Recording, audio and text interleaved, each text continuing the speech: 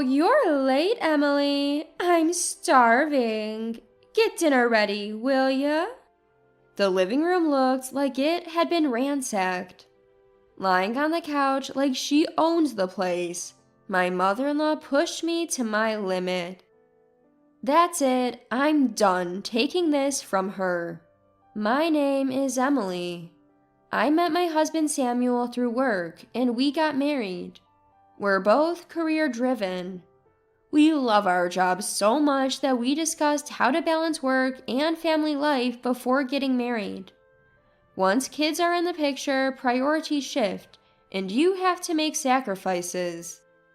We chose not to have children so we could focus on our careers and eventually go independent. We share the housework and vow to support each other. Our jobs keep us busy, but we get along well. We spend our weekends chatting about work or enjoying some leisure time.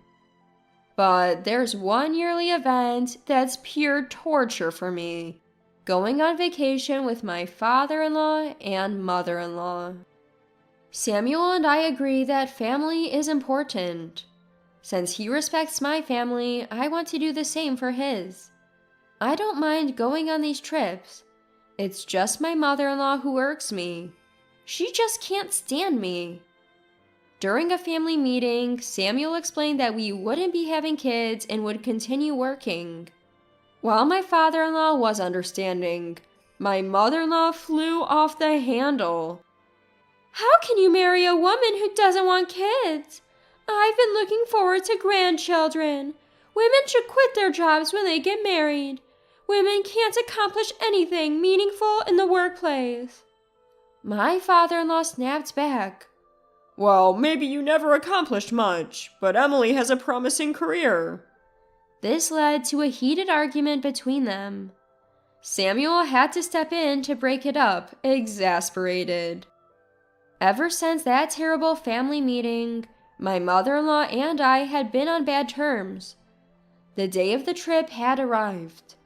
Feeling downcast, I headed to the meeting spot where I'd see my father-in-law and mother-in-law. Samuel turned to me. Hey, it's alright if you don't want to do this, you know? I replied, no worries, let's go. Our trip with father-in-law and mother-in-law was an overnight stay. We had separate rooms from my in-laws, so we didn't spend the night together. A day or two of discomfort wasn't a big deal. When we arrived at the meeting place, father-in-law greeted us warmly, but mother-in-law seemed constantly upset. It was hard to enjoy the trip while not trying to annoy my visibly irritable mother-in-law. Father-in-law had recently retired from the company where he'd worked for years, although he was rehired for some time. While we caught up about his life post-retirement, mother-in-law only had sarcastic remarks. Any woman who doesn't want kids is worthless. Poor Samuel married to someone like you. You should quit your job and focus on housework, she muttered. Eventually, father-in-law had enough. What are you grumbling about? We're here to enjoy this trip together. What's there to complain about? You're the one who doesn't understand. She's always working and probably neglecting housework. How can you not feel sorry for Samuel? Exhausted by the sudden argument between father-in-law and mother-in-law, we decided to head to the hotel early. But when we got there and checked our reservation at the front desk, something was wrong. For some reason, only my name was missing, and the room intended for both of us was now a single room for Samuel. Upon inquiring at the front desk, we were told my reservation was canceled a few days earlier. Puzzled, we told father-in-law and mother-in-law what happened. While father-in-law looked confused, mother-in-law flashed a triumphant smile. It's only natural that you don't have a room, Emily. This is a family trip and you're not family. You should just go home, mother-in-law said. Wait, did you cancel my reservation? Of course, it was me. Father-in-law, Samuel, and I were all speechless. It was like she didn't even realize the outrageousness of her own words. Sighing, I said, All right, then I'll leave since I'm not family. Good, go now. I'm going too. As Samuel stood up to leave with me, mother-in-law raised her voice. What? Even father-in-law stood up and said, I'm leaving too. Leaving mother-in-law to distort her face in confusion. Father-in-law apologized to me and gave mother-in-law a few $100s in cash before packing his bags. Look, you can stay if you want, but I can't enjoy this trip feeling like this. From now on, no more family vacations for me. What are you talking about? If you're leaving, at least let Samuel stay. No way! The way Mom treats Emily is just too much. Plus, I'm tired of all the arguing. So, leaving a deflated mother-in-law behind, the three of us decided to head home. The flight back was the best part of the trip. We all sat together and had a great time. Mother-in-law, stubborn as ever, stayed at the hotel for one more night and spent every last cent father-in-law had given her. Sure enough, when mother-in-law got back, she and father-in-law had a huge fight. According to Samuel, their relationship had been rocky for a while now. Samuel was worried their relationship might get even worse now that father-in-law had more time at home. That worry turned out to be well-founded a few days later. Samuel went to work and I was enjoying my day off when the doorbell rang. There stood mother-in-law with a load of bags. What? Mother-in-law? I'm done living with my husband. I'm staying here for a while. Ignoring my shock, mother-in-law waltzed in and took over the living room. Feeling stuck, I called Samuel at work. Sorry to bother you at work, but mother-in-law just showed up here. What? Upon hearing my report, Samuel was shocked and tried to call his father, but it seemed like his dad didn't answer the phone. I tried to ask mother-in-law what happened between her and father-in-law and suggested they should talk, but she just ignored me. Meanwhile, mother-in-law lounged on our sofa as if she owned the place. Ugh, what a filthy house. It's all because you work, Emily. Being under the same roof with you is unbearable.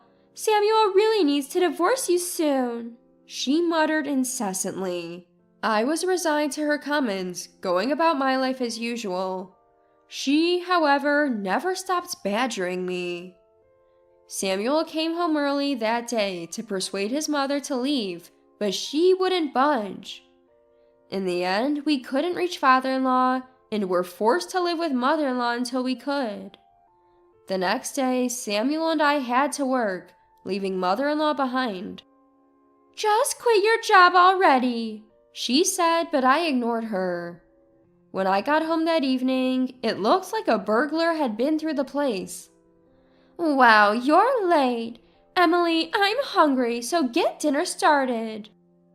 Mother-in-law said, lying on the sofa like a couch potato. What happened here? Oh, this mess? Must be because you don't clean. No, that's not the point.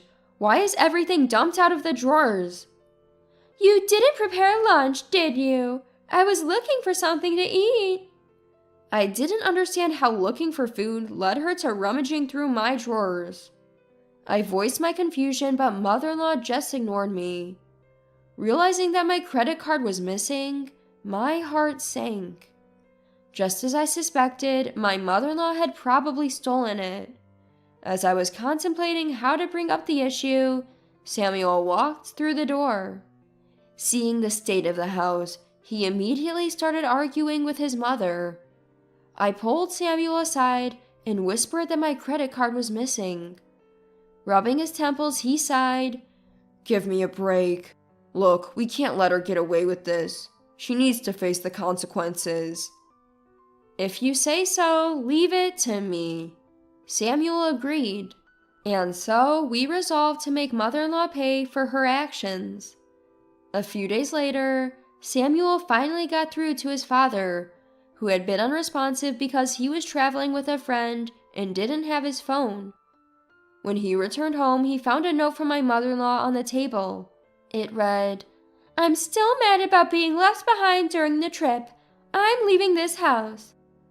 Knowing his father would be coming over, Samuel and I adjusted our work schedules to be home. When we got back, my mother-in-law casually said, "Oh, you're home early." But her expression changed when she saw her husband arrive. "What? Why are you here? Did you come to get me?" "No, I came to give you this." He handed her filled out divorce papers. "What?" she exclaimed, visibly shocked. "Your selfish behavior has only escalated over the years, especially your treatment towards Emily. Why can't you accept the woman your son chose? I've reached my limit. I want a divorce," he calmly stated. "Fine, let's get a divorce. I have Samuel, so I don't need you. Emily, bring me a pen. You're so useless." Although annoyed, I handed her a pen as quickly as I could to get her to sign. Once I confirmed that there were no errors in the signed divorce papers, I addressed my irritated mother-in-law. "I have something I want to show you." "What could be so important right now?" she snapped.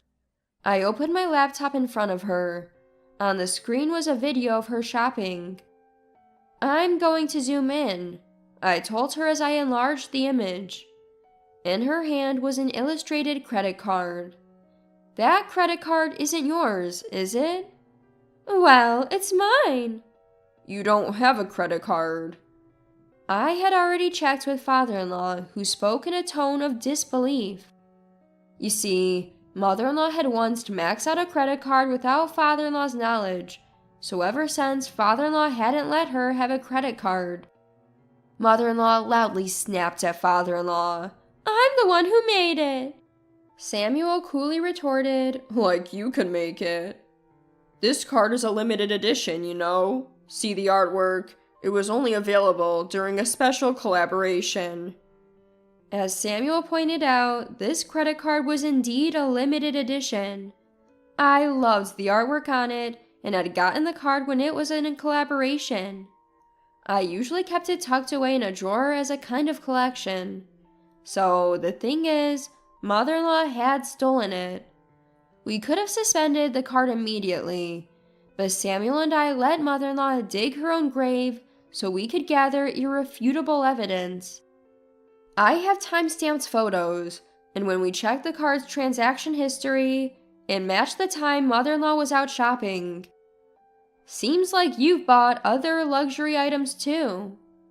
It's not true. I didn't steal any credit card. Really? Then let's submit these photos and the transaction history to the police. We need to find out who misused the card if it wasn't you. The police? Mother-in-law's voice cracked in surprise. Of course, someone stole from us, I said, and mother-in-law started making outrageous claims. The photo is fake. Who would even take such a picture? Someone just fabricated this. I'm innocent. I took that photo. What? As I've told you before, I'm a journalist. I work as a journalist, capable of tailing people and collecting photographic evidence if needed. Mother-in-law had no chance of escaping with a pro like me on her tail. I operated my laptop and displayed photo after photo of mother-in-law buying various luxury goods. If it wasn't you, the police will figure it out when we present all this evidence. Don't worry, and if police involvement seems unlikely, we'll get a lawyer. I knew that police often don't intervene in civil matters. Them taking action over mother-in-law misusing the credit card without permission was unlikely, but I had used the threat of calling them. However, the idea of consulting a lawyer was real. I was collecting evidence photos to claim damages. Even if you're my daughter-in-law, I'm still your mother. What kind of horrible person takes such pictures of family? Odd, I recall you saying I wasn't family when we went on a trip. Upon hearing my confrontational words, mother-in-law's face turned beet red. In a flustered state, she shoved father-in-law aside and ran out of the house. While I was asking father-in-law who had fallen, "Are you okay?" Samuel sprinted out of the house. Given that Samuel enjoys running, he's pretty quick on his feet. Mother-in-law had no chance to escape and was caught almost immediately. I informed her that I would report to the lawyer that she had injured father-in-law in addition to running away. Although father-in-law wasn't seriously hurt, he did injure his back and had to go to the hospital. I told mother-in-law we would also be billing her for the medical expenses, to which she tearfully responded, "I don't have that kind of money." I didn't care. Samuel said, "I can't deal with parents like this," and handed mother-in-law a letter of disownment, thus completing her eviction. As promised, we contacted a lawyer we know and initiated the process to cut ties with mother-in-law, including claims for damages and medical expenses. Later, we heard that mother-in-law had moved in with her estranged sister and brother-in-law to borrow money. Although her sister's family runs a business and lent her the money, mother-in-law now works like a horse to pay it back. We ended up living with father-in-law. It wasn't a big deal, but we were concerned about leaving father-in-law alone with his sore back. Father-in-law has been proactive in helping around the house, which has been a great relief to both Samuel and me. Father-in-law's years of work experience also bring valuable advice to our careers. Of course, if father-in-law's health deteriorates, we're prepared to support him fully. Now that mother-in-law is out of the picture, the three of us are living harmoniously, enjoying the return of peaceful days.